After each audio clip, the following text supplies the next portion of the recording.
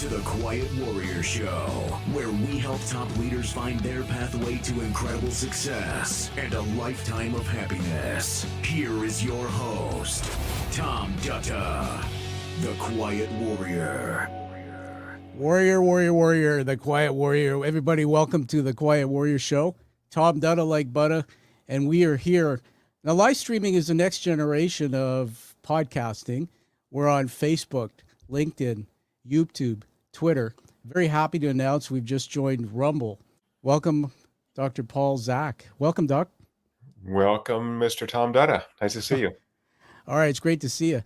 Now, usually we would just start riffing and getting at it, but we're doing something very different in the show today. What if a podcast host and their guest, aka you, we could see real time if we're connecting. We could measure if we're happy. We can measure moments in the show, whether we're bringing it or not. Wouldn't that be cool? Would be awesome if just someone had invented a technology that could measure our brain activity in real time. How might we do that, Tom? Well, I'll tell you what, I'm going to just throw something up on the screen. Somebody did it. Somebody actually invented this incredible technology, and we're going to pull it off the screen there, but that's what today is going to be built on. So normally you're going to have me introduce Paul, and I would read a bio, and it would be like, Paul Zak. But however, Paul said to me in a prior conversation, he says, I said, when I'm on shows, he said, those long introductions, he says, he just can't really handle those. So I thought, how could I create an immersive experience? So we're going to go now to a tape. We're going to start the show after the bumper's already being heard, Paul. So you're just going to see something come on the screen, and we're going to just have fun. We're going to enjoy. So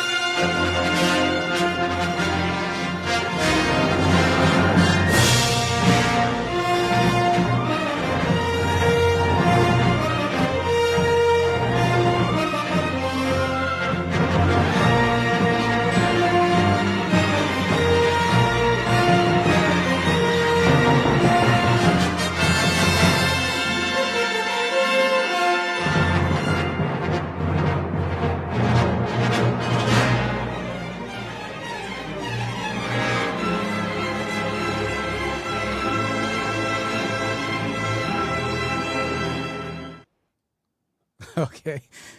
How was that for a powerful introduction of the great Paul Zak? Best intro ever, Tom. Thank you for doing that. Wasn't that lovely? Yeah, we're putting on screen here the immersion screen. So we're taking a look at, and Paul, you can interpret that for us in a little while. Just quickly, what is the audience seeing? Just very intro on the screen there right now. So we're seeing in real time the average of Tom and I's immersion, which is a neurologic measure, which is how the brain values social emotional experiences. And so it varies second by second. Green means it's super high, gray's around the middle, and red means we're taking a little break neurologically. So yeah, very exciting to be able to see real time what your brain loves. Now, that's very cool. So, it's like falling on my sword here. It's a little bit vulnerable. It's like I'm the host. It's like, what if it shows that I suck? And then I'll throughout the show go, okay. Look, we're at 95. You're awesome. We're killing it, Tom. We're the best. So to those out there, you're going to learn today about the implications of not just how great this technology could be, but measuring real time, and you can see the scores already going up. But I'm going to show you something else. So, Paul, I've got my smartwatch on here. Tell us what's going on. What's the connection between that and what we're seeing?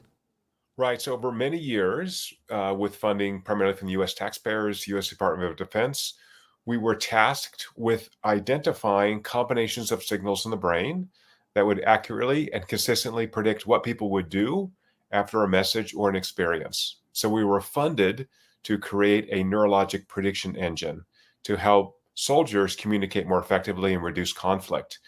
And once we found these signals, they're very stable when they come out of the brain. The cranial nerves are the brain's output file. And so we carefully mapped out the relationship between the output file and what's happening in the brain. And here's the magic. The cranial nerves pass through the heart. So I'm feeding in standard, here's my wearable, standard heart rate. Heart rate doesn't predict anything, nor does heart rate variability, sadly. So we actually identified in the brain how the brain is subtly changing rhythms in the heart that we can catch up with a lot of algorithms in the cloud and capture this in real time. Well, that's 100. awesome. We hit 100. We maxed out. We hit 100. So what did that mean in that moment? What was happening between you and I? So super valuable, right? So this is a really important experience for both of us. And so, again, we looked at the baseline before we started recording, and Tom's a lot higher than I am. He's just a warmer personality. So there's some personality traits for people who are more emotional, more engaged, more, friendlier. And so people like you, Tom, tend to have more friends. They tend to live longer. They tend to be happier in general. So I'm a happy person, very optimistic, but I'm emotionally much flatter than you are. So that's just a thing. Well, I already love you saying I'm going to live long. I'm glad I got that on tape. So we're gonna do something else here and just put a comment on the screen. We've got there it is. Great intro. And I can't tell you the name of the individual, but I think her first name might be Melissa. But thank you for that feedback. That's awesome. So that means we made an impact with that intro. Everybody, what we're measuring here as we go to the next segment, I just want to mention that we were looking at watching an intro done in a different way. Imagine if you could use this technology and what Paul's discovered in the workplace, creating better organizations, better teams, and in other areas of your life. So, Paul, we're going to do something else right now. So, you can bring up the screen and share. But I'm going to critique what you just said, Tom. You said, imagine this is being used every day in the workplace to improve employee experiences so that people can be more productive, more satisfied at work, and live happier, healthier lives. Wow, it's amazing. So, you not only are creating cool technology, but there's a book that you've written. So we'll get into the book in a little bit. I just want to put the pictures on the screen there. The word immersion really, I think, is a cool word. We'll get into what that means. But first of all, we're going to go to a little audience participation. So if you've got people on the chat here, let's what we're trying to do is also look at immersion. So here's a picture, and Paul, you can play too. Mm-hmm. And there's two individuals on the screen. And the question is, what do these two people have in common? So, Paul, who's the person on the left there? Do you recognize that? It's got to be Michael Jordan. It's Michael Jordan. And the person on the right there is obviously the great Paul J. Paul young, Joseph. handsome Paul Zach, right? There it is. And so taking a look at that, what do these two have in common? Now, if anybody want to put a comment in the chat there. So, Paul, get your brain waves going, and we'll bring it. We'll bring when I played high school basketball, I could dunk for about 2 years, and then I couldn't anymore. Well, here's a comment. Let's take a look. This is we got another guest on. I think this guest might be from Utah, I believe. I think that's who you are. That's hilarious. Now I'll have the Star Wars theme music playing in my head the rest of the day.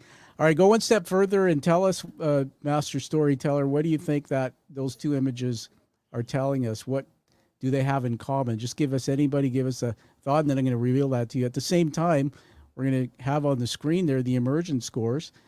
So we're taking a look at how Paul's heart and my heart and our brains are connected, right, Paul?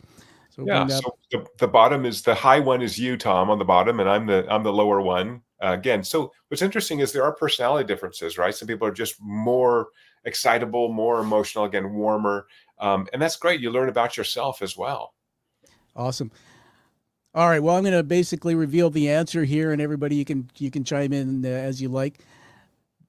You look on the left there, Michael Jordan is shooting up. And on the right-hand side there, Paul Zach is Looks like you're holding a syringe. You're shooting up as well. There's the first thing that's in common. But really, what these two folks have in common, and I don't know if you knew this, Paul, but it's both of your birthday today. You and Michael Jordan share the same birthday. I Did you know that? I did not know that. Wow. All right. So happy birthday to you and to all of those out there. We will wish Paul a happy birthday. Throw it in the chat there. Let's move on to the next segment. Are you ready to rock here? Sure, let's do it. All right. What we're doing is we're going to take you into what's called Plato's Garden. So we're going to put something on the screen there. So we're going into Plato's Garden, and I need to set this up for you. First order of business is we got to put a bumper music on the screen. So just stand by while I grab that here, Paul. So everybody, what you're seeing is what goes on behind the scenes in creating a live interview. You don't see this when it's edited, but I'm putting something up. So just stay with us. Paul, tell us something about where you live and what you've been up to this week while I find this and put it on the screen. Yeah, I live out in southeastern California, out towards the desert, and a nice valley. It's generally nice weather, and just came back last night from the Central Valley of California, working with an amazing company that's using our technology to create what they said they want to create the world's happiest workplace. That's That awesome. sounds like a good thing to do. Absolutely. Well, I found the bumper music here. So everybody, let's just put that 3, 2, 1. Let's get immersed, Paul.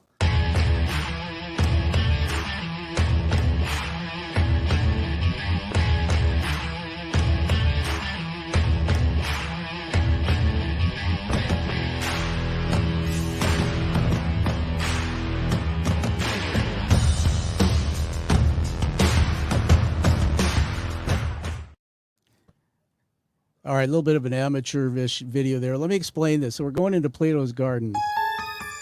You're probably wondering, the Twilight Zone, what's happening in Plato's Garden? Well, let's tell you about it. As you're a scientist and an educator, Plato's Garden, Plato was an Athenian philosopher during the classical period in ancient Greece, and he founded the Platonic school of thought in the academy, or academia, if you kind of make the connection there, Paul, the word. It was the first institution of higher learning in the Western world. I'm doing a doctoral degree. I mentioned that to you, Paul, and part of what I'm experiencing as a businessman who's doing a doctoral degree is what we're calling critical thinking. If I ask you what critical thinking means, do you have a thought on that? Oh, yeah. I think it's such the important thing to have, which is being able to parse information and critique whether you think it's reasonable or not. Very cool. And we got the immersion scores on the screen there, so that's very interesting to me. Let's go back and bring that back on here. So there's 3 words: knowing, being, and doing, and we spend most of our time, Paul, like we're right now, we're doing. It's really the knowing and the being. So I want to flip to the next part of this. As I've learned it, criticality for the audience mainly seeking to facilitate a deeper engagement with their objects of knowledge. There's a quote from Plato. And being critical pulls different perspectives together, considering them in the light of various contexts, in the light of each other. And then there's this thing called 360-degree criticality. It's building awareness of self in relation to others, things like society, culture, ideas, and context. And finally, criticality can be seen as a critical quality, nature, or state. Now, why I bring this on the show now, Paul, is that the doctoral degree, I'm immersing myself in looking at my body of work. My podcast is part of that. But very rarely do I see guests come on the screen and they talk about how great they are, by the way, and their accolades, their accomplishments, their business. But we don't really always sense this critical thinking. So here's 3 questions that are on the screen, and we're going to dive into it. The influences of context. So we want to learn more and more about the deeper depth behind who the great Paul J. Zak is. We want to know who you are. There's 3 areas, Paul. There's the macro, which is what was happening in the world around you that influenced you as you got into doing some of your public work as an educator, creating the immersion app, things like that. The meso is really the industry with you and what was going on at the time that influenced your work. And the micro is getting down to you personally. What was happening in your life as you started diving into this area, this part of your work? And I would say that probably goes back, 20 years or so? Yeah, 20 years, good. 20 years, right. About 20 years. And so let me start with a picture to get your brain going. Who's that? Boy, that is my mother before she was a mother. She was a Catholic nun, so young lady. That was your mom. So why don't we get into the question that I always like to start with is talk about what was happening in your personal life when 20 years ago when you decided that you've got to discover what you've discovered with this work on immersion. What was going on? Uh, yeah, I mean, there's a dishonest answer and an honest answer, Tom. So which one do you want? Bring them both. The dishonest answer is that, we developed these technologies in the laboratory, and they seem to be sufficiently important that we wanted to bring them to society. Yeah. Okay. What's the honest answer? The honest answer is I'm a cheap bastard and neuroscience is expensive. Okay. When people show up with suitcases full of money and say, "Hey, we want you to work for us," I'd say, "Okay, that sounds exciting. Let's do it." All right. So that's interesting. So when we talk about the picture I showed you there, that was your mom. And where did I find that? I found it on a TED Talk that you did. We're going to watch a minute of your TED Talk in just a moment. But what was it like growing up and being influenced? How did it shape you, or what did it influence in terms of who you are in the world? Yeah, I mean, back to the notion of critical thinking, I think my mom was very black and white Yeah. in her thinking. It was either right or wrong. And even as a child, like everything is kind of gray, right? There are better and worse answers. Yeah. Um, and yet my father's an engineer and spent a lot of time building lots of stuff with him, only son. And so we would escape to the garage and build stuff. So I'm very interested in how do we create human happiness, but from a science perspective, not a philosophical or religious perspective. I think those are valuable and important, but that's not the area where I think I can make a contribution. Yeah, that's very cool. And I want to go back and ask you about the meso, sort of your industry. So, what was going on in the industry? And I guess the big question is why did it matter? Why did you do what you did and discover, this work around immersion? Yeah, part of it was, this open door policy in the lab meant that people brought their problems to us. Yeah, a bunch of smart people who have interest in human happiness, human behavior. And if I have to think of every experiment to run, I mean, I'm pretty creative. I can think of those. But when individuals bring in real problems that real people are having, then Yeah. your impact is much greater. And so I'm a very practical person, Tom. And so I really want to solve the biggest or most important problems as opposed to something that seems interesting or important to me. Why not talk to everybody possible? Yeah, absolutely. And that's what I'm finding is that when we start connecting the dots to what was happening in our careers and our lives at the time where we discovered or we started our public work, I can just share the story with you, Paul, that I come from the industry. I was a CEO for most of my career in executive building growing companies. And there was some shifts going on in the world at that time, the shift to the internet, the shift in the way people learn and are educated. Also, I had some things that were happening in my own life. My father left home when I was 12 years old, so I was kind of out on my own, and I had to go out and find people who I could, I guess, immerse with, and they could teach me how to navigate the world. And so I started thinking when I pulled all that together, Paul, I started thinking about what am I going to do with all these things that happening in my life, and that's when I decided to turn in my life from an educator, from a CEO to an educator, to do things like podcasting and creating programs and coaching. And so it's interesting the shift that we heard you talk about, where you basically went out and you looked for creating, discovering this thing called oxytocin and discovering immersion. Let me just bring something else on the screen here. And all right, everybody, what we're doing now is we're looking at a video of a guy who did a TED Talk. That's you, Paul.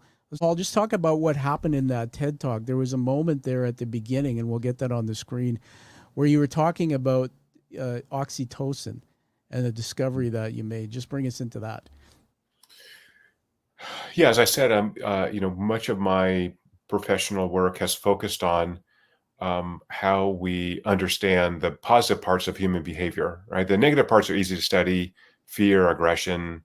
But what about all the helping behaviors we see? What about people doing things when nobody notices to help others? When we know those good behaviors or virtuous behaviors are what generally improve the quality of life. So as I began to look at this issue, particularly around trust, you want to try to run it, Tom? So we started looking at trust as a kind of key indicator of whether you would engage and cooperate with another person, and want to understand the Is there neuroscience. anything unique about human beings? There is. We're the only creatures with fully developed moral sentiments. We're obsessed with morality as social creatures.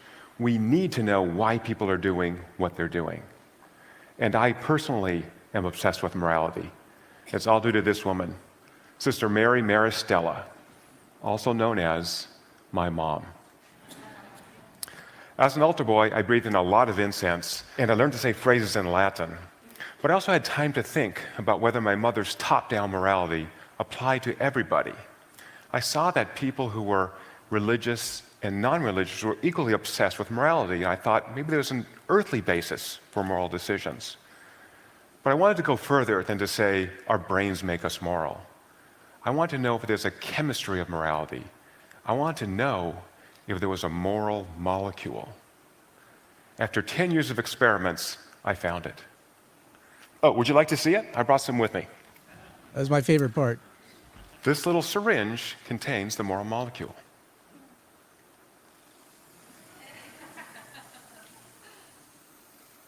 I don't know if you can actually experience the sound there of that liquid coming out. It's called oxytocin. So Paul, I'm going to remove that.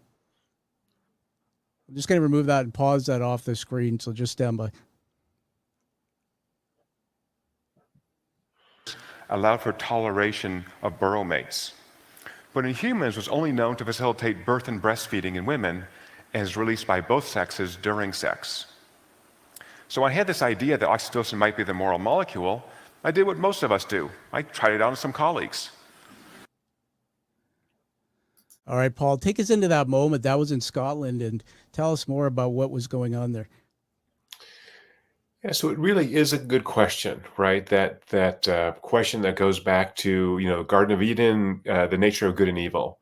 So, the simplistic view of morality is some people are bad, some people are good. But that's really simplistic, right? There are good people that do bad things all the time, and there are bad people that occasionally do good things. And so how do we find the inflection point between the kind of good and evil? And based on a bunch of animal literature, I developed a protocol to measure this brain chemical oxytocin in humans. Just practiced, made it up, read all the literature, and started running experiments, and indeed found that a whole variety of what we call pro-social behaviors, helping behaviors, cooperative behaviors were profoundly influenced by oxytocin. And we not only measured that, we did this using rapid blood draws, but we developed a way to shoot synthetic oxytocin in the brain through the nose, and hence that syringe you saw. And we can prove that oxytocin improved these pro-social or moral behaviors. So moral, just for the group, again, there's no philosophical, religious association with moral.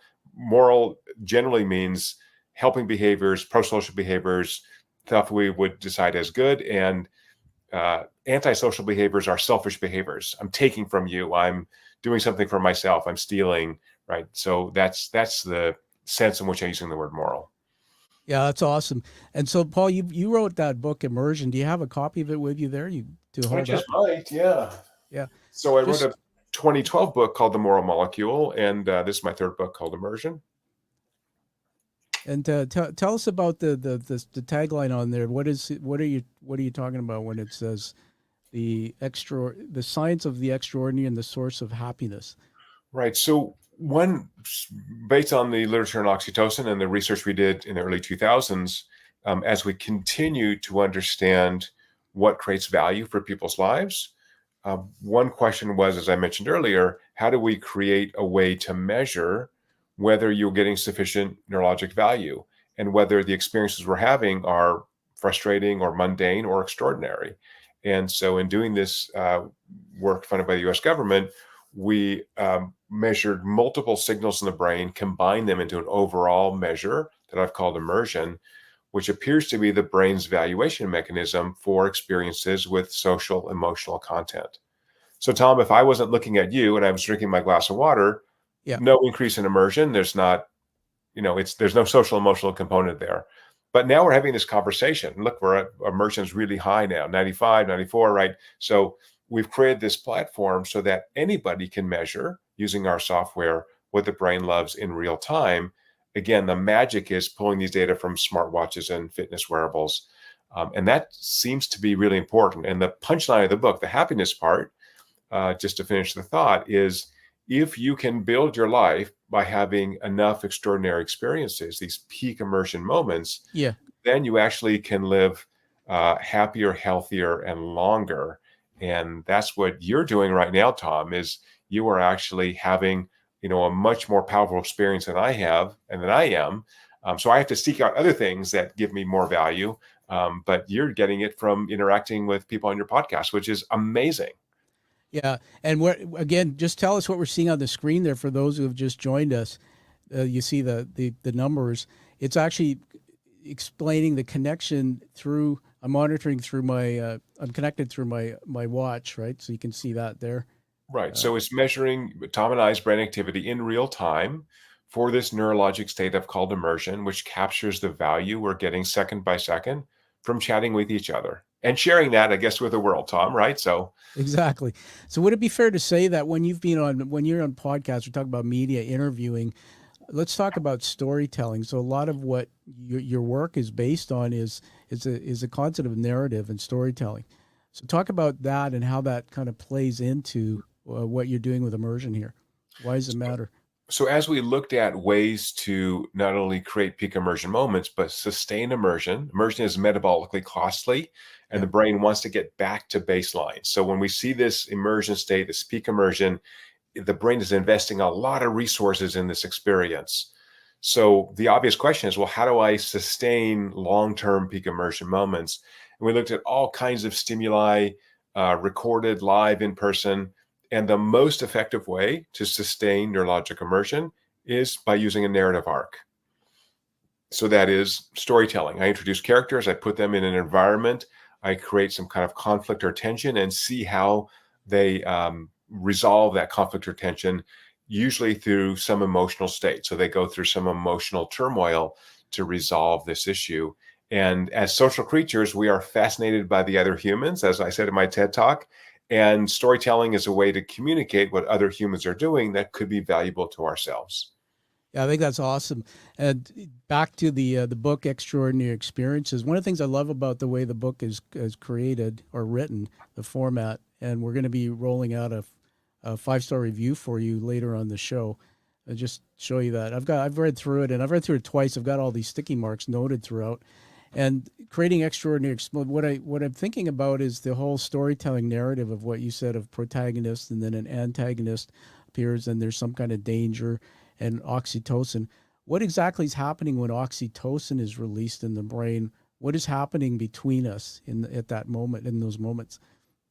Right. So I'm going to change that question a little bit, Tom, and say, what is immersion? How is immersion related to oxytocin? So the core drivers of immersion Yeah. are first, an intentional response associated with a neurochemical called dopamine. And the second is emotional resonance, which is associated with oxytocin release. So dopamine and oxytocin have this interesting dance they do that induces electrical activity in the brain that we can capture from our platform. And so immersion captures the emotional value of that experience, right? Value, as I said earlier, is largely emotional. And so storytelling is a way to transport myself into another world, in a story world. Could be fiction, could be nonfiction. But when we do that well, our brain goes, oh, this is valuable. I'm a social creature. Now I see a movie, read a novel, read a nonfiction book that tells me about what humans are doing in a particular situation that could be valuable to me. So if I can structure that well and deliver it well, then I'll have high immersion. So just to summarize, I've left out one component, but how you structure the content, how you deliver the content affect the immersion. The third component I left out is the audience, is the viewer, reader, are they ready to receive that information? So we create another measure called psychological safety.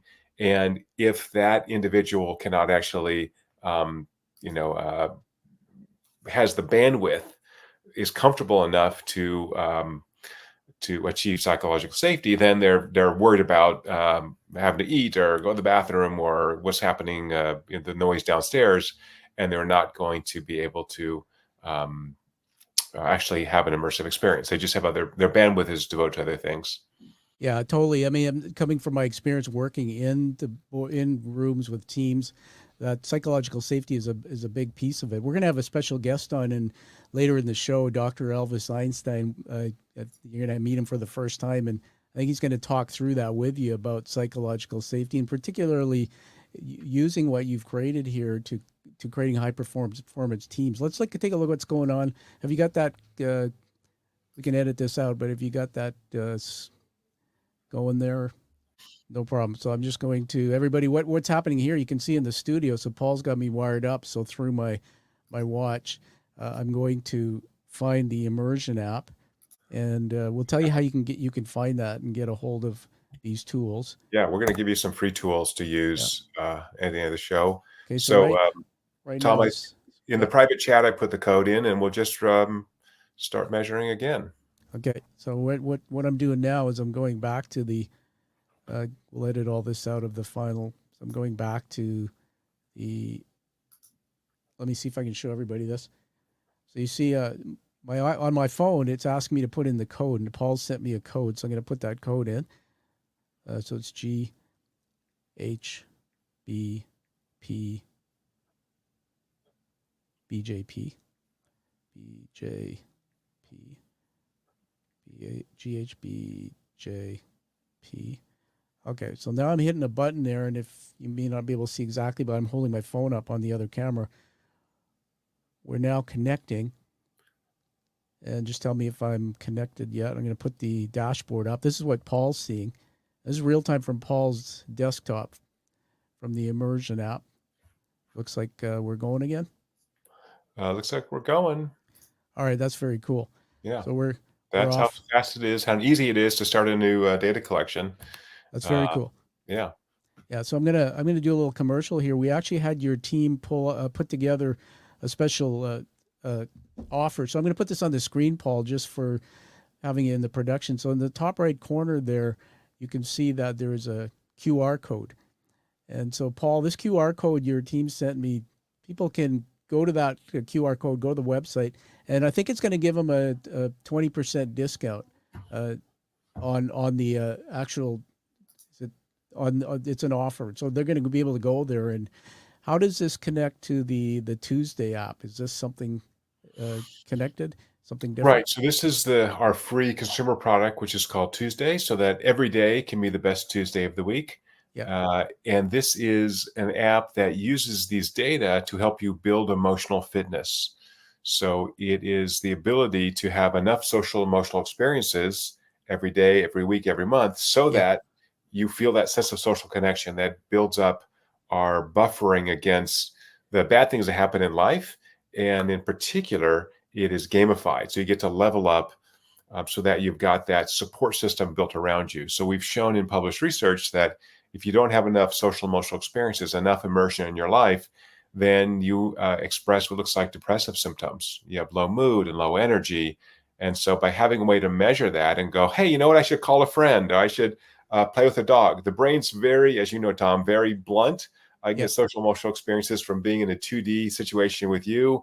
I can play with my dog, I can watch a movie, I can call a friend, I can go to happy hour. All those are going to be potentially high immersion experiences. Yeah, think about the implications of that, everybody. And particularly what I'm blown away with is we're actually seeing live how Paul and I are connecting. And what I don't know, Paul, throw something out of me. If you're a podcast producer and you're looking to edit your podcast and send it out to the world, it's pretty cool to have a tool like this for me to be able to see, here are the moments where Paul and I had the highest level of immersion. And as I'm doing my editing, being able to make sure those moments are included. What do you think about that? Yeah, it's super fun. I mean, we have, ad agencies, publicly like Ogilvy and organizational transformation experts like Accenture very publicly has been using our platform for years to create better experiences for individuals, for employees, for the content they produce. So yeah, why not do it for podcasting as well? Yeah, it's pretty awesome. So we're going to move out the screen. You also have the book out in an audio book format as well. That's come out, and I've listened to the audiobook. Paul, talk to us while I pull this up. I'm going to pull up the audiobook and just play a little segment from it and have you talk about it. Talk about the performance of teams. You're doing a lot of work with organizations with this app. People are watching this are in leadership roles. How can this help, or what would they do with this, and what are we trying to solve in the organizations where we're measuring immersion? Right. So that sense of social connection is a great buffer against burnout at work. So Yeah. some recent research from the U.S. Surgeon General showed that around 75% of employees say they are burnout at least once a month at work. Wow. Wow. So how do we do that? We've got to create compelling workplaces. And if I ask you in a survey, are you burnout? I mean, what does that mean? Again, it's not my favorite word because it's just too squishy. But if I can Yeah. see if your brain's getting the value of working, and that value is the task I'm doing and the people I'm doing it with, then I go, okay, this is a buffer against burnout. The people are really putting in their best and highest effort into creating value for the organization, which gives them satisfaction. So there's a very strong relationship, Tom, between immersion and satisfaction in life. So if I'm not immersed, if I'm checked out, if I'm burnout, or my psychological safety is so low because I'm in a conflictual, toxic environment, Yeah. that is fixable from a leadership perspective with these data.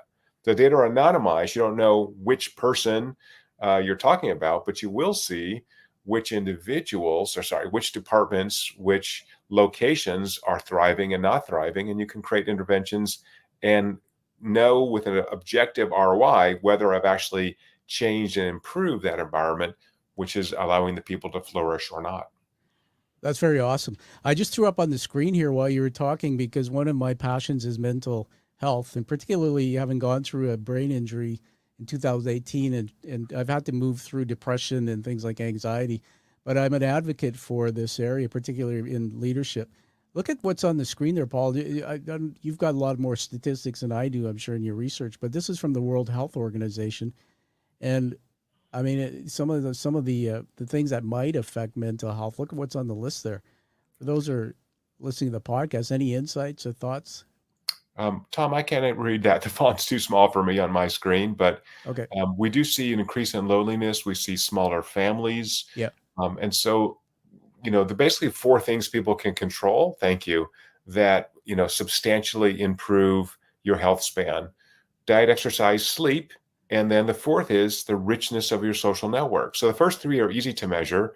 The Tuesday app, for which you put up the QR code earlier, Yeah. allows you to quantify objectively if you have a rich enough social emotional life. If you don't, well, you have goals. Just like we have, 10,000 steps. Now we have a goal on the Tuesday app to build up my social emotional fitness. And maybe that's, again, take my wife to dinner. It's phone a friend. Tom, you're older like me, and it's so nice when you have a friend that you've known for, 30 years, 40 years, and they call you up and like, hey, Tom, I love you. And like, I love you too, buddy, man. It's so nice. Like the privilege of having people that have known you for 30 or 40 years, that's an amazing thing. And that's that kind of emotional fitness I'm talking about, where I have this set of individuals that deeply care about me. And that's amazing. I got, I don't know, a dozen people texting me today, wish me happy birthday. And how wonderful is that? People actually care about me. Surprisingly, I know, because you've been talking to me for half an hour, and it's amazing we can still have something to say. Somebody just said, happy birthday, Dr. Zach. There it is from the Master of Storytelling. I got another comment I'm going to put up on the screen just in relation to what you just said. Maybe you read that one out loud for us, get you immersed.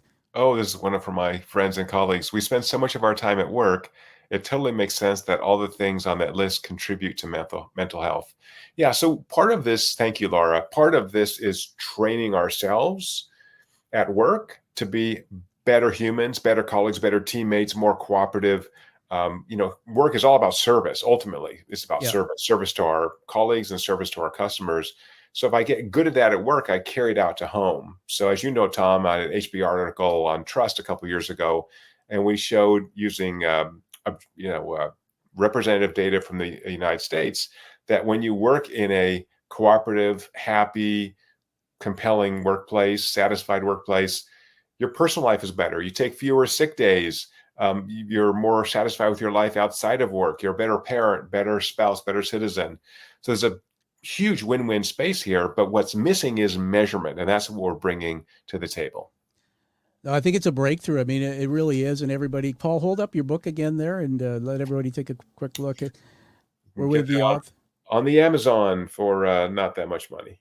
There it is. Immersion, the Science of the Extraordinary and the Source of Happiness, Paul Joseph Zach. This is a great book for everybody. And here's where I want to do a shout out for most authors. Our work's not known until you go and read it. And I'm going to ask you to post a review for Paul's book on Amazon, places like goodreads.com. Give it a high rating if you like it.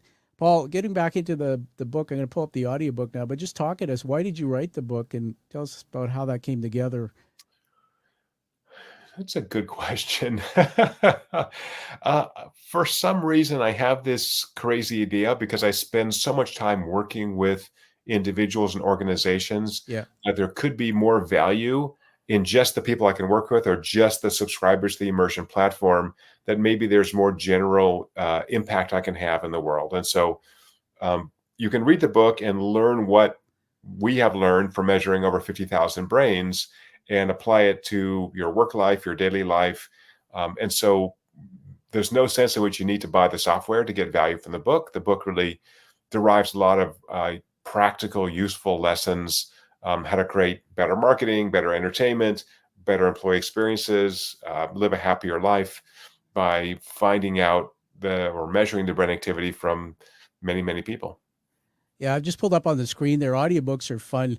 I assume you travel a lot. Are you into the audiobooks yourself? Love the audiobooks. I think I'm up to 850 on Audible now. So love them. Very cool. Hey, while we're going to cue that up here, everybody, we're just bringing in the audiobook. I just got another question that came up. I'm going to throw it on the screen, Paul. The question is, has the connection issue increased since more people are working remotely or in a hybrid environment? That's from Master Storytelling out in Utah. Yeah, it's a great question. What we find even pre-COVID lockdowns is that the neurologic value of interactions online versus in person, the online is between 50 and 80% of what we get in person on average. So again, if you saw the data from me and Tom, we're having a ball talking to each other, right? So Tom and I have gotten to know each other over the last, 6-8 months, Tom, and we've had amazing conversations. All of those remote, we've never met in person. Eventually we will meet in person. It'll be awesome when we do. But in any case, the remote reduces some of the bandwidth that we get from interacting with other people. But at the same time, it allows us to have more autonomy from a work perspective. So hybrid's not terrible. I think you need to see the humans in person, sometimes. So I think, going in the office a couple days a week probably is the optimal amount. But full hybrid, full remote workers are fine too. Everybody, again, we're live in studio with Dr. Paul J. Zach, and he's written the book Immersion and he co-founded the company Immersion, and it's fascinating stuff. And what we're going to do is take segments of this interview. We're going to measure it against the results that he's tracking. And I'm trying to figure out what are some of the points where he and I are highly immersed in this conversation, meaning that maybe the audience that are watching this will be following us the same. Let's just play this, so only for about a minute, the audiobook, and then we'll have you talk about what you hear here. What's about the experience of going in a studio or however you did this? What was it like recording an audiobook?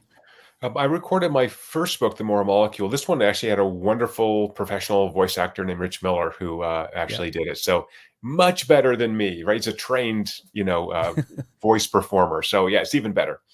Recording your own book is awful. The first one was just painful, and I think it came out okay, but it wasn't a fun experience. Yeah, being a fellow author, and I love your book, man. When I did my first book, audio, I didn't like my voice, and there were multiple characters, so I did do the voice actor thing. But I think one of the things that I'm hearing from you is you have a very nice, deep voice that I find that people who also do books and record their voice, the audience gets to know you. They get to go, there's that guy, and sometimes maybe I go to sleep on my pillow. My wife might not like it, but I'm listening to this guy, and I'm going, it's Paul. So let's play a little bit of this, and then we'll let you talk about it. Here, tell me if you can hear this out. I interrogate terrorists for a living, and I need that stuff tomorrow. At 6 feet 4 inches, it is rare for me to be nose to nose with anyone, and Ron Wilson was not only my height, but also had 30 pounds on me. Look at the immersion. What the heck's going on? How's the book start that way? That's a real teaser to keep reading the book. The intelligence officer standing before me made it perfectly clear. The CIA needed to get information from terrorists subjected to extraordinary rendition about. One of the things I love about the book, Paul, is that you've written it in a style of storytelling, narrative. And tell me what you think, but when I saw the emergence score go up there, it's something that I think people love to read books that are written in the style of narrative. And so that beginning, provocative opening in your book, you're talking about immersion. And so is that really how you chose to write the book, for that reason, to have people read it, to highly immerse, to have people remember what you've said? Because I think it's fairly effective. Right. So, I have to believe my own science, right? So if I want to keep you sustained in that book, if I want to make it valuable to you, then storytelling is the effective way to do that. Even though it's based on science, it's really science light. It's not, there's no tables, there's no charts, there's no statistical tests. It's using the science to draw implications for people's actual lives. Yeah, it's awesome. I read a book by Patrick Lencioni a long time ago. I have difficulty reading because words kind of move on the page a bit for me. And Lencioni, I don't know if you've heard some of his work, Five Temptations of a CEO, things like that. I remember reading his book, and I just went through it in one sitting. And that's what I think everybody, I recommend to get this book, put it on your library as a reference. It's a very great book to read, but it's full of stories. I like some of the stories you tell. There's one in there where you talk about how you watched the movie La La Land and you actually found yourself kind of tearing up. And that had me very immersed, obviously, wondering what was going on with Paul. You see, what's going on with the scores there, Paul? Just tell us a little bit of play-by-play. Yeah, so you'll see these sort of peaks and valleys. So as I said earlier, immersion is metabolically costly. You're never going to be at 100 the whole time. Your brain just can't handle that. And so we know that from long-term form storytelling, right, Tom, that we want to modulate that emotional tension. Otherwise, it's just exhausting. So when you see a big peak like we're having now, big green, high numbers, we're going to be following that with a trough. And now we see that trough coming in. So it's really a way to drill down on how to create a really valuable experience overall, but in particular to have high immersion moments, which are the most memorable parts of an experience. Make sure that the most important information you want to convey happens at an immersion peak. So again, storytelling, great way to do that. Using video. Tom, you've been great about using multimedia. That's a great way to keep the brain kicking in, like, oh, something new's happening. All right, I'm back in. Yeah, thank you, Paul. And I'm going to put back on the screen here just the other cameras so people can see in the studio. I've got the book here. One of the things I like about how you've created this book is not only everyone does it have storytelling, and Paul is, for example, a chapter might be about education and training, effective education and training. Chapter 4, education and training sticks. Love the title. But then there's stories. And at the end, if you can just take a look at my book here, I've got highlights. You leave us with 5 takeaways. And this is what I really like. So it's a great reference book, everyone, where you can go back. You say, okay, education, I'm an educator, or I'm teaching in the classroom, I'm holding a meeting with my team. These are 5 keys. So very, very well organized. Love how that's written. Let's see what's happening on the scores.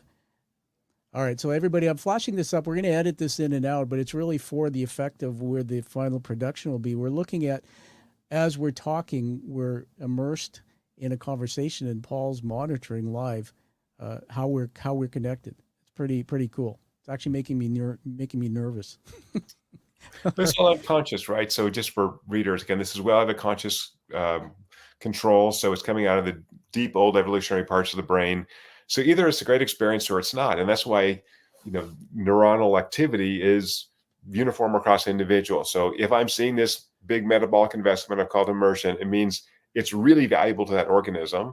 And of course, it'll vary across individuals, but it's a unique way, rather than relying on surveys that have lots of biases, to really assess how we create extraordinary experiences for others. That's awesome.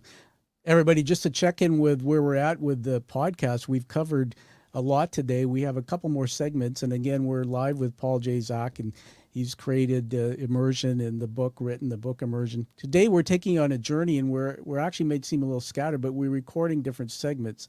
I'm using different methods to see how high the immersion is. So you've seen us do an opening introduction with a powerful video that looks like you're in the Star Wars theater.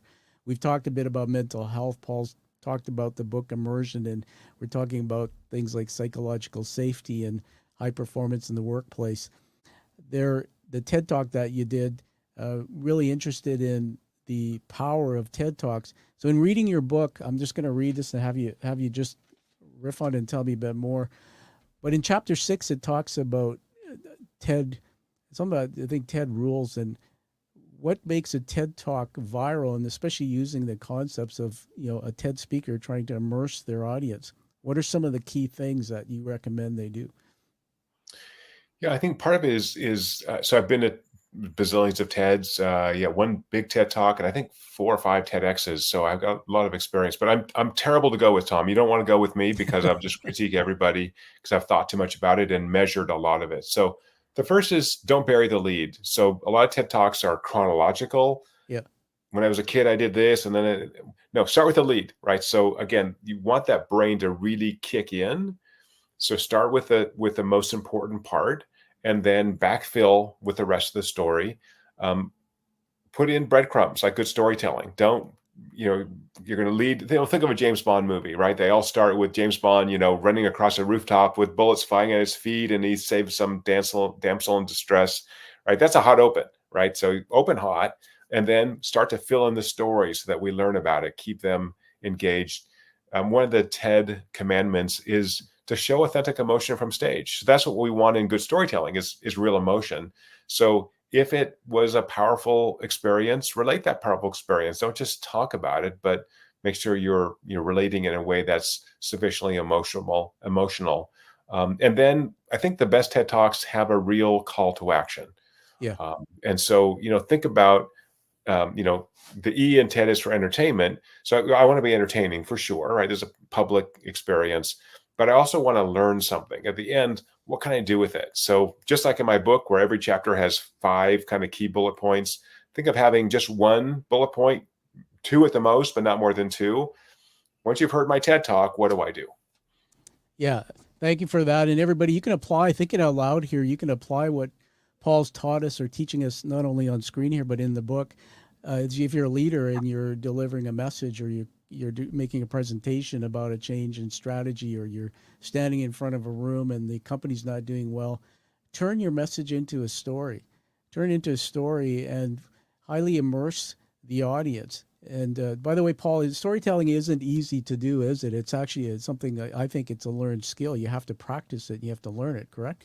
For sure, right. I mean, there are structural components you can read about, but ultimately, you've got to try that story out on humans and see if it relates. And you may think it's great yourself. That's not the question to ask, right? The question is, for an audience, for a listener, does it create sufficient value? So we have a lot of people in the marketing advertising space who use immersion every day to tell better stories, right? These are stories that seek to influence your behavior, sell your product. Again, there's no brainwashing here, right? So you still have a big prefrontal cortex. You can say no to anything. But if I'm going to tell a story, I should tell it as well as possible for other people, not just for me. Absolutely. We were talking once before, and I think it came between us where I said that the more I learn about Paul Zak's story, the more I know about myself. Tell me about, when I say that, what that means to you. Yeah, it's such a beautiful thing, Tom. Thank you for saying that. Some people have argued, scholars have argued, that there is just one story. And it's the story of life. It's the story of us. Yeah. And so if I experience someone else's story, I get insights into my own story, my own path of life, and provide meaning into that story. And for whatever reason, sometimes it's easier to find that meaning in someone else's life story than our own, because we're living our own life. So we don't often reflect on it. So I love what you said. I think it's totally true. Yeah, I think it's powerful. I'm going to read you something out of a book that I've actually just started reading called The Ecological Thought. You might know Timothy Morton or know of Harvard University Press. And Tim is a professor of literature and environment at the University of California, Davis. And reason why I'm just sharing this with you is just a passage in here that relates to what we're just talking about this learning through others and their stories. And it makes me sometimes frustrated, Paul, with some of the leaders I've worked for, leaders that they just can't. It's all business. They just can't seem to stop and be vulnerable or tell their story. Get deeper into talk to us about who you are. Bring us into that moment into your life. I'm just going to read this to you. As anyone who has a long-term partner can attest, you're married, correct? Yeah. How many years have you been married?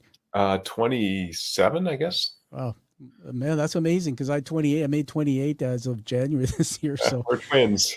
as anyone who has a long-term partner can attest, the strangest person is the one you wake up with every morning. Far from gradually erasing strangeness, intimacy heightens it. The more we know them, the stranger they become. Intimacy itself is strange. As a passenger side view mirror on your car reads, objects in the mirror are closer than they appear. We ignore the mesh or this interconnectedness between the things we're so familiar with. It. Our familiarity forms the basis of the threatening intimacy that we too often push to the back of our minds. Thought-provoking quote. Yeah. I mean, it is hard to get out of our own heads, right? I think Yeah. that's one of the, I think Plato said, the unexamined life is not worth living. And yet we seldom take the time to examine our own lives. We're so busy just living. And so for some reason, examining someone else's life, sometimes through fiction, is a way to get insights into our own lives. And you talked about, like watching La La Land with my daughter. At the end, if you've seen the movie, it's very, very sad, poignant. Yeah. We both were kind of tearing up at the movie theater. And then I watched it again at home a couple months later by myself and cried at the end anyway. Like, I already knew the ending. Why? Because it was really an authentic emotional state that I could relate to about, in this case, kind of missing the love of your life, just not being able to connect to that person.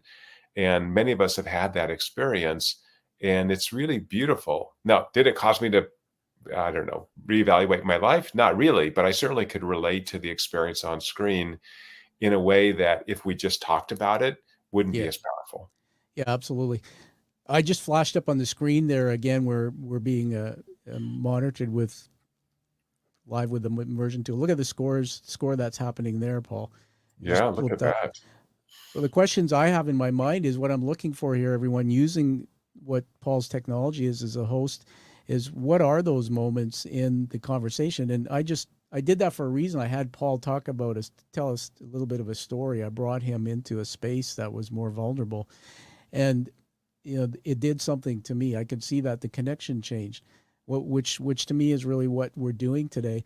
As we move to the last segment of the interview today, and Paul, I want to say I'm so blessed to have you sharing this technology and letting us look at how powerful some of these conversations are. There's a question I've always had is about when is too much too much? How long should an interview be? How long should a podcast be? And tell me what you think about this. If you're with someone, even if it's for an hour, if you're having fun, if you're highly immersed, if you're connected, length doesn't matter, or does it? Yeah. Yeah. So what Accenture's found using our platform is that after 20 minutes, without a change in the kind of way we're conveying information, that people cannot stay immersed for more than 20 minutes. And so I think what you've done, Tom, is really smart, which is break up what we're doing. It's not just a conversation, but you're showing audio, you're showing video, you're showing the data, right? That keeps the brain really engaged.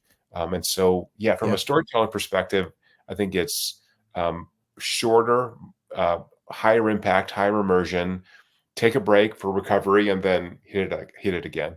Yeah, that's awesome. And so you've been great because we'll be just over an hour today, and that's a long time. And most of the people I have on my show, there's the ones where we just get on and we riff and we're storytelling. There's no structure. An hour goes by and they go, "Oh my God, I can't believe that we spent an hour." Right. Do you experience that too? I'm sure. Oh And yeah, it's so much fun, right? And yeah, that's when you kind of know. So there is people have asked, is immersion the same thing as flow? So flow is this idea discovered by my former colleague Mike Csikszentmihalyi. It's kind of state where you lose track of time and you really enjoy it. But flow is a self-report measure. It has to be based on an active task like yeah, writing or painting. But immersion is a neurologic state. It's happening. You can watch a movie and be highly immersed. So I think they're related, but they're just different concepts, not self-reports coming out of your brain. But absolutely. there is a relationship there. That's awesome. All right, now we're going to move to honoring you. We've got something that we want to reveal here, and so I'm going to just cue this up, everyone. I've written a review for your book, Paul. We're going to be posting this on Amazon and Goodreads. And everybody, Paul, hold up your book again there. The title, read it out loud. The title to us. Yeah, immersion, the science of the extraordinary and the source of happiness. Okay, That's my awesome. name. Awesome. And by the way, Robert Downey Jr. Robert Downey Jr. I follow his feed sometimes. He just put a post up. He and somebody co-founded a company called Happy. And of course, I look deeper into that. And it's a coffee company. And I'm thinking Oh, like, okay, where's the science behind that? Are you really happy if you drink coffee and then your receptors don't, something doesn't work in your brain where you can't sleep? I don't know. We'll have to bring him on and talk to him about it. So I'm going to put this up on screen here, and there it is. I'm revealing to you a 5-star Amazon review. We're not going to read it out loud here for the sake of time, but congratulations. It's a great book. thank you. And you'll see everything I said and I've been talking about today about the way the book is structured, about the storytelling, about the takeaways, and how it's really a resource tool you can put on your shelf. Highly recommend it. So congratulations to you on that, Paul. Thank you so much, Tom. What an honor to be on with you. And I've been on hundreds and hundreds of podcasts, and none of them has been as interesting as this one because you prepared so many things. You were organized. It was an amazing experience. So I'm such a fan. All right. And well, now that you've got me blushing, and we'll have to get the report so I can see, okay, what did it do to me? Look at Look that. at that. Spiking. All right, but everybody, this is true to what I'm trying to do with the show that we have here, is that really trying to get people deeper into those emotional connections. And many podcasters, if you're out there, I love you all, but you'll have scripted questions and you'll send it to the guests, and you'll question 1, talk, question 2, talk. So Paul, we have another honor that we want to do, and I'm going to put up another camera here. We'll edit out all the extra stuff so it looks pretty when we produce it. So you're getting an award today. I don't know if you knew this, but here we go. Let me just put on my. You spoke to the Nobel Committee. How did you do that? Yeah, it's bigger. It's bigger. All right. When I started the show, it was built on the storytelling narrative of Joe Campbell. I said I want people, leaders, notable people, average, ordinary people, to come and just tell their stories, but people who have turned something in their life, like Paul, in service, to create something, make a dent in the world. And so we created this challenge coin. Do you know what challenge coins are? I'm sure I you do. Yeah, I've done a lot of work with the military. Yep, you Yeah. can explain it. Challenge coins are created, I think it was World War I or II, and it comes with a little card, so it'll tell you about that. But they were created to connect community. So soldiers would carry them in their pockets, and if, hey, you didn't have yours, you bought drinks at the officers' mess.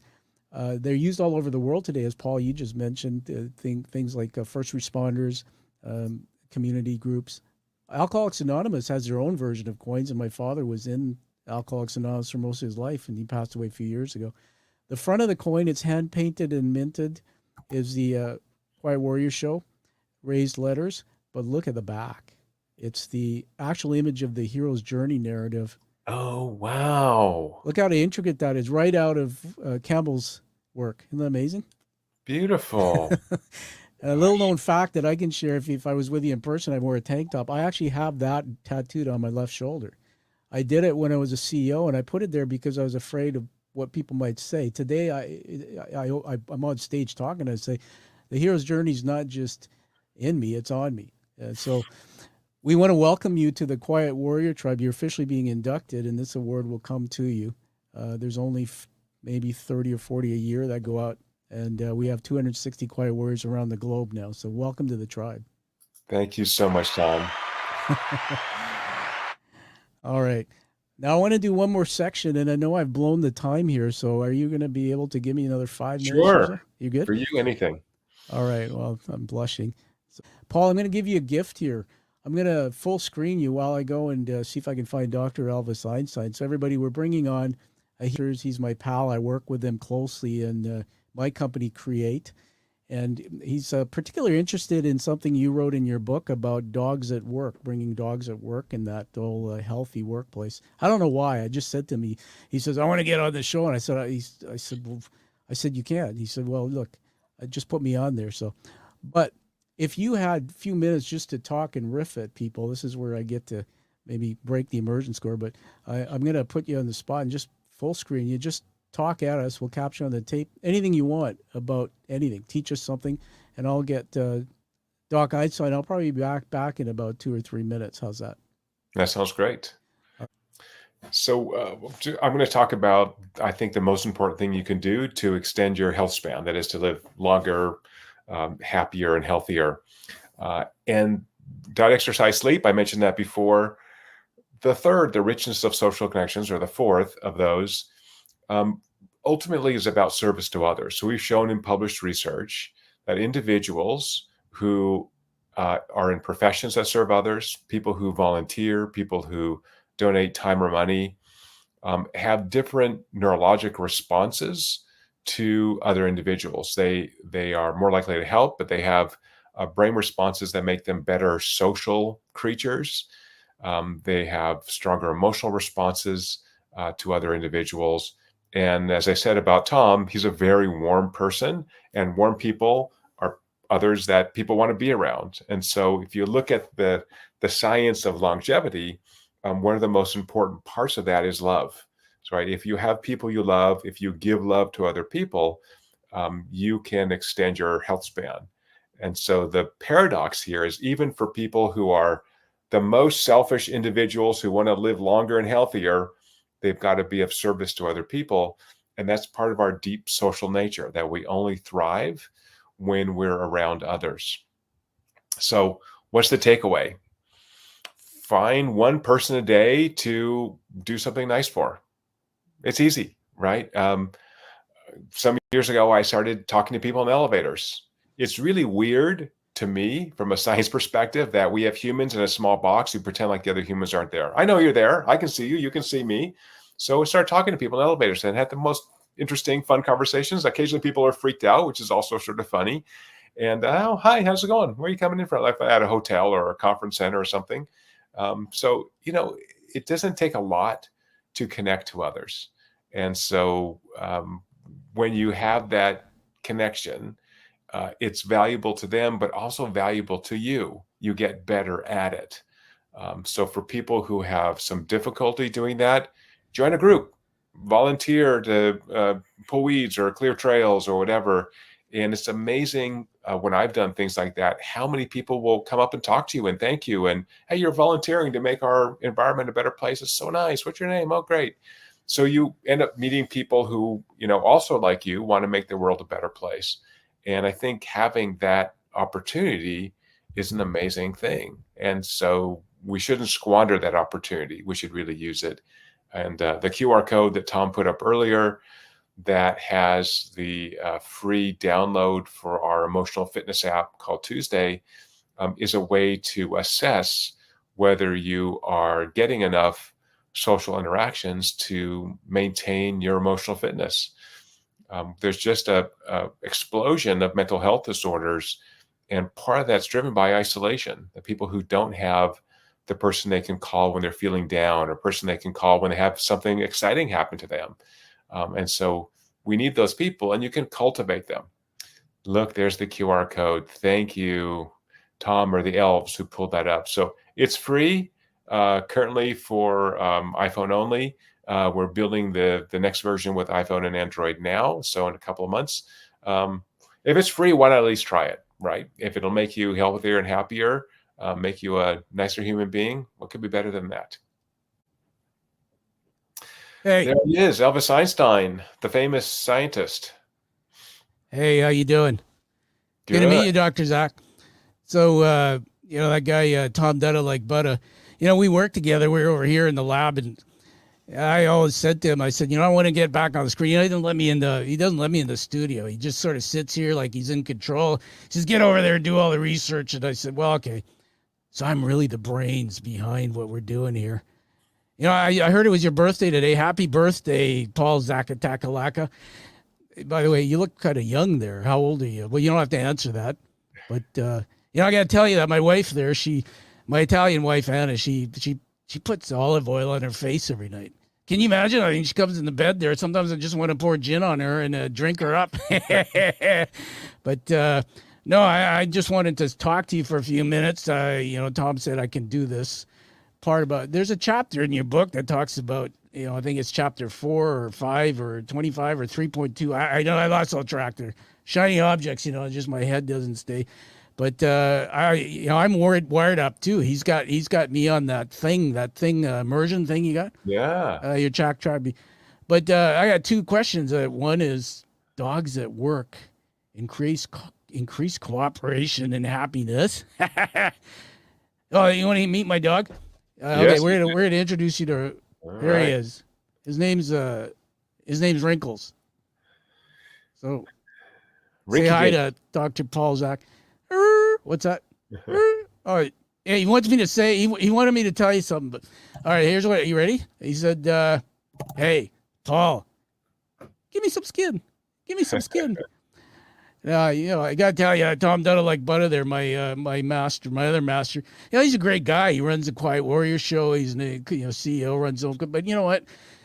He gets mad. He doesn't like this guy. He doesn't like Wrinkles. I said, why do you like Wrinkles? He said, he said, every day I wake up and I look at him and I look in the mirror and I go, that's what this body's gonna look like in 20 years. But I mean, we all love Wrinkles.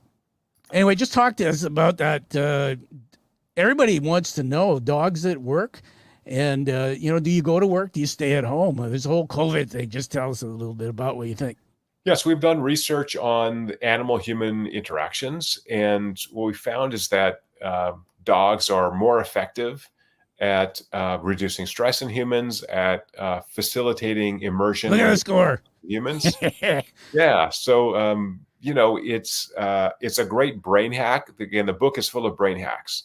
So by having dogs around, we're more relaxed, we're happier. What's better than petting a dog when you're having a bad day or a good day for that matter? So go dogs. And what about working in the office and not? I know you just touched on it, but really is that key to immersion? Like, can you get immersion even if you're working virtually, or what do you think? Have you done any research on that in companies? We published research on this, but the 2D is not bad. But if I'm in person, I get more bandwidth, I get a hug, I get a smile, I have more time to chat. If I'm scheduling Zooms, then the chit chat stuff that we normally do at work that builds social connections that make work more fun and easier are less likely to occur. Yeah, man, your immersion scores are really going up there, up. Hey, listen, I just want to finish off and just tell you that we're so honored to have you on the Quiet Warrior show. He doesn't let me in the laboratory very often, and so I'm distracted here. The shiny objects, but you know what? We just started using AI. Do you use AI somehow in your business? Yeah. Oh, absolutely. Sure. Well, I want to just tell you how we're doing it. We don't have a big fat budget like you do. You fancy cats out there who's got all that money in your labs, but we have a AI assistant, and you're looking at him. This is our AI researcher. So, Paul, this is how it works. Hey, I need some research on Paul. Okay. And we send him out, and he goes, does research. Hey, I need a picture of Zach Nunn, Zach's mom, Nunn. All right, so here's the thing. We got to apologize because something happened. And Dr. J.J. Kennedy, who is a big fan of what we're doing here, and so I said to Wrinkles, I said, you go out and do your research. And he went, so we taught him actually to use his little paws. And he goes on the keyboard and he starts pucking away and whatnot. So I said, look, we just need for the show, we need a picture of Paul Zach's mom. So here's what I said to him. I said, hey,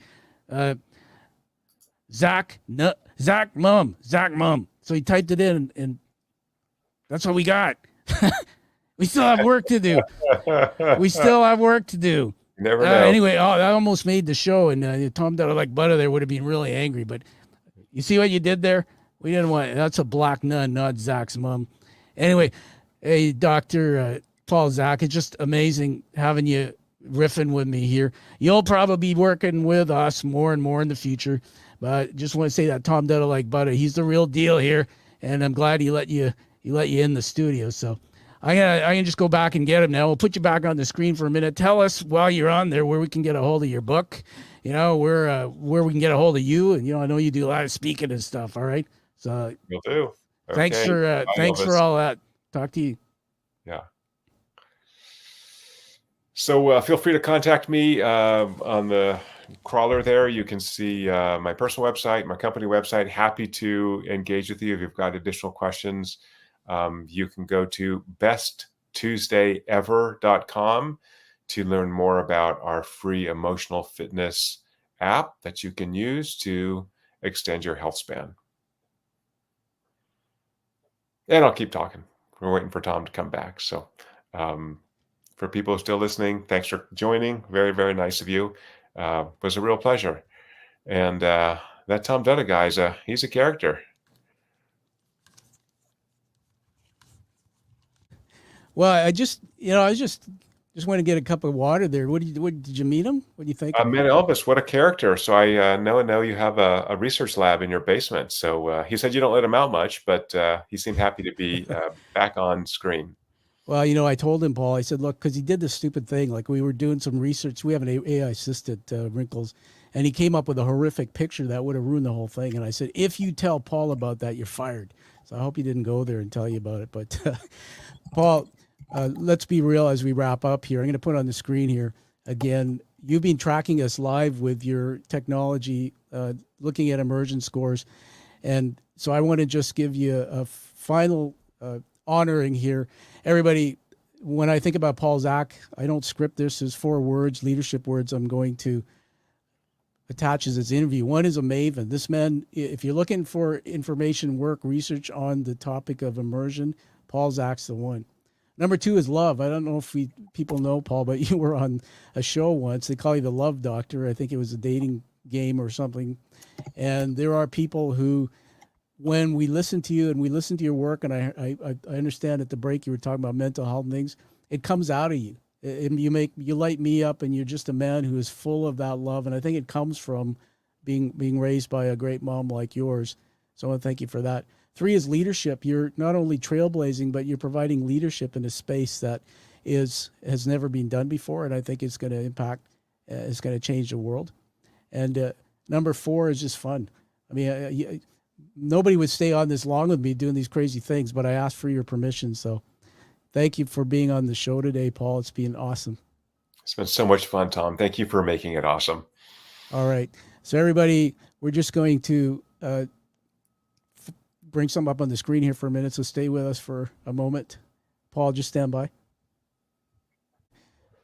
So as we say goodbye to Paul Zach here, live that life with purpose, everybody. Live life with purpose and find that passion like you hear from Paul J. Zach, and live the life that you deserve and desire. We'll see you again on the Quiet Warrior Show, and we will be putting this together as an epic release in the next couple months. Thank you, Paul. Thank you for listening to The Quiet Warrior Show. Create is a motive-based leadership development firm. www.kreat.ca.